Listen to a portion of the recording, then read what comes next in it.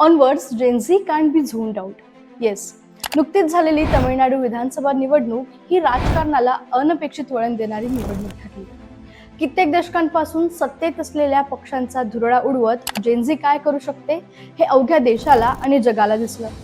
Chief justice of India यांच्या एका स्टेटमेंटवर अवघ्या 4 ते 5 दिवसातच सर्व राजकीय पक्षांपेक्षा जास्त फॉलोअर्स हे कॉर्पोरेट जनता पक्षाचे झालेत. हे केवळ फॉलोअर्स नसून हा जेन्झीचा उद्रेक आहे.